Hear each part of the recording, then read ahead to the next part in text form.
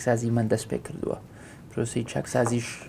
چەند بەشێکی ئەبێت، بەشێکی پەیوەندی بە شەفافیەتەوە، بەشێکی پەیوەندی بە پیاچوونەوەی هەیکەلیەتی حکوومەتەوە هەیە، بەشێکی پەیوەندی بە چۆنیەتی تۆمارکردنی موچەخۆر و فەرمانبەرانی حکوومەتی هەرێمی کوردستانەوە هەیە. لە هەموویمان بۆ برادەرەکانی خۆمان لە ئەمریکا ڕوون کردەوە، لێرەش بەردەوام لەگەڵ سەفارەتی ئەمریکا لە عێراق و قۆنسڵیەی ئەمریکا لە هەرێمی کوردستان بەردەوام لەسەر خەتن بۆ ئەم هەنگاوانەی کە ناومانە ئێمە لە هەرێمی کوردستان. بۆیە ئەمە لە خۆمان دەستمان کردووە بەم چاکسازیە، نەک لە بەرەوەیکە یەکێک بە ئێمەی وتووە ئێوە ئەبێ ئەم چاکسازیانە ئەنجام بدەن. ئێمە خۆمان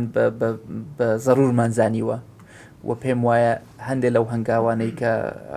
بڵێن ئەنجاممان داوە تاکو ئێستا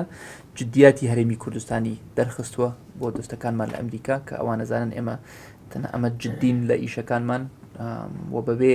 ئەنجامدانی هەندێک چاکسازی ئێمە ڕەنگ بێن دەقەت نەتوانین دەرباز بین لە ئەم قەیرانە دارایی کە تووشی بووینە